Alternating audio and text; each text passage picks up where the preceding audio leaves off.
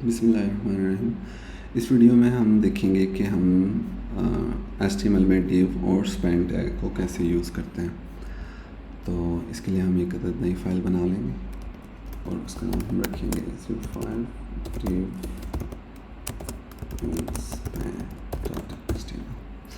हम अपना standard HTML page बना लेंगे और हम कहेंगे div and span टैग। अमूमन जब आप किसी भी वेब पेज को देखेंगे तो आप देखेंगे कि लॉजिकली उसमें मुख्तलिफ सेक्शंस होते हैं, ठीक है। उसमें नेविगेशन होती है, उसमें हेडर होते हैं, फुटर होते हैं और हमारे पास वेब पेज के अंदर मुख्तलिफ हिस्से होते हैं।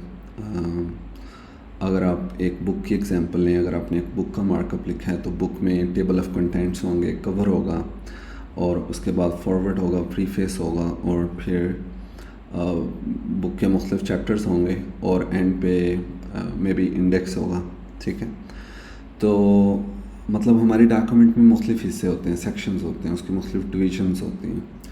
तो उन डिविजन्स को हमने अलग अलग मार्क करना होता है। वो क्यों मतलब उन्हें अलग अलग मार्क करना क्यों ज़रूरी है? ताकि हम उनको सेपरेटली सिलेक्ट कर सकें और उन पर मुख्तलिफ स्टाइल अप्लाई कर सकें। ये हम आगे चल के देखेंगे CSS में, लेकिन फॉर टाइम बीइंग आप ये समझ सकते हैं कि हमने अपने डॉक्यूमेंट के मुख्तलिफ हिस्सों को अलग अलग मार्कअप देना है। तो फॉर एग्ज़ाम्पल हमारी जो वेब पेज है वो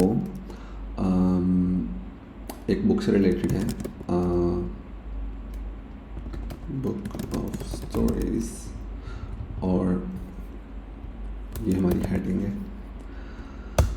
और उसके बाद इसमें टेबल ऑफ कंटेंट्स है, टेबल ऑफ कंटेंट्स।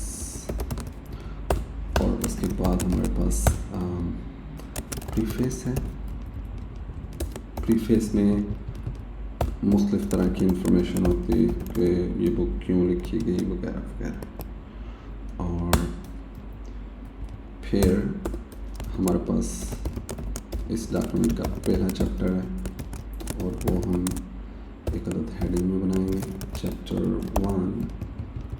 और उसके बाद हमारे पास कुछ टेक्स्ट है, एक अदद पैराग्राफ में, और फिर हमारे पास इसी तरह कुछ मज़ीद पैराग्राफ होंगे, ठीक है। Chapter 2, chapter 3, chapter 4।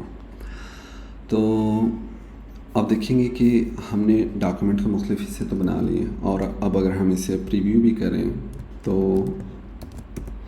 हम देख सकते हैं कि हमारे डॉक्यूमेंट के मुख्तलिफ हिस्से हैं। हम अपने टेबल ऑफ कंटेंट को भी हेडिंग बना सकते हैं, लेकिन इट्स ओके, ऐसे ठीक है। तो अब बुक ऑफ स्टोरीज़ और फिर हमारे पास उसमें मुख्तलिफ चैप्टर्स हैं। लेकिन आप देखेंगे कि ये जो भी इसका कंटेंट का स्ट्रक्चर है और उसकी लेआउट है, आउटलाइन है, वो हमें तो समझ आ रही है, लेकिन ये एक मशीन इसको नहीं समझ सकती। मशीन के लिए ये सब कुछ डिव टैग्स हैं। और मतलब आप आजकल आजकल के जो मॉडर्न सर्च इंजन हैं, गूगल को ले लें, मे बी वो AI और मशीन लर्निंग को यूज़ करके वो आपके डॉक्यूमेंट को समझ सकें, लेकिन उसमें गलती आने के चांसेस भी बहुत ज़्यादा हैं।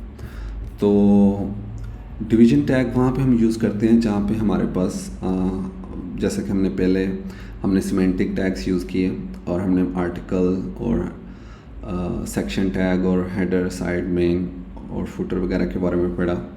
तो हमारे पास में भी हो सकता है कि हमारे पास कुछ ऐसा कंटेंट हो जो कि उनमें से किसी भी टैग में फिट नहीं आ रहा, तो उस जगह पे फिर हम डिवीज़न टैग को यूज़ करेंगे।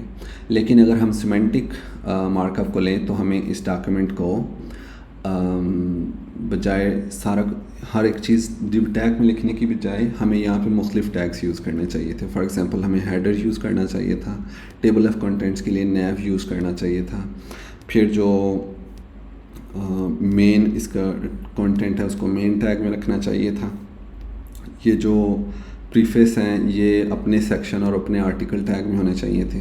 फिर ये जो मेन कंटेंट एरिया है इसका अलग सेक्शन होना चाहिए था और उसमें हर चैप्टर का एक अदद आर्टिकल टैग होना चाहिए था। तो ताकि वो हेडिंग और पैराग्राफ जो है ना वो सिमेंटिकली एक दूसरे से ग्रुप्ड हो।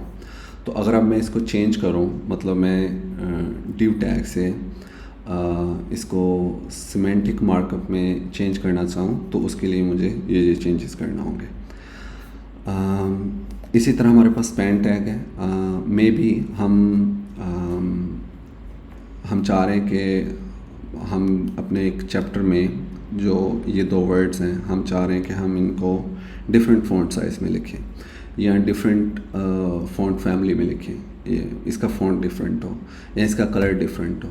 तो हम मतलब जो हमारे टेक्स्ट के अंदर किसी हिस्से को सेलेक्ट करके उसको मुख्तलिफ स्टाइल देना चाह रहे हैं, तो वहाँ पे हम स्पैन टैग यूज़ करेंगे। तो फॉर एग्ज़ाम्पल मैं अभी यहाँ पर स्पैन लिखता हूँ और सम डिफरेंट टेक्स्ट, तो आप देखेंगे कि ये चैप्टर 2 में चैप्टर 2 ओके, चैप्टर 2 में हमने सम डिफरेंट टेक्स्ट, ओके ये ढूंढा भी नहीं जा रहा, तो ये ऑलमोस्ट आइडेंटिकल है इसीलिए नहीं ढूंढा जा रहा।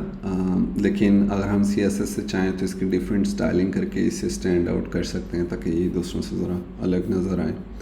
और इसी मकसद के लिए स्पैन टैग है कि हम सिर्फ इसी टेक्स्ट को सिलेक्ट करके उसको कुछ CSS अप्लाई करना चाह रहे हैं, तो फिर वहाँ पे हम स्पैन टैग लिखेंगे। स्पैन टैग जो है वो हमेशा टेक्स्ट को ही सिलेक्ट करने के लिए इस्तेमाल होगा, यानी कि आप टेक्स्ट के किसी हिस्से को मार्क करना चाह रहे हैं तो उसी मकसद के लिए। एक चीज़ हमने देखी कि हमने पैराग्राफ के अंदर मैंने स्पैन लिखा ना, तो उससे देखें कोई फ़र्क नहीं पड़ा, पैराग्राफ जैसे चल रहा था वैसे ही अभी भी चल रहा है। लेकिन अब यहाँ पर अगर मैं एक div लिख दूँ, सम टेक्स्ट इनसाइड div, तो देखें कि वो उसने लाइन ब्रेक कर दी है। तो इसीलिए ज़रूरी है कि हमने div टैग यहाँ पर यूज़ नहीं करना, हमने स्पैन टैग यूज़ करना है।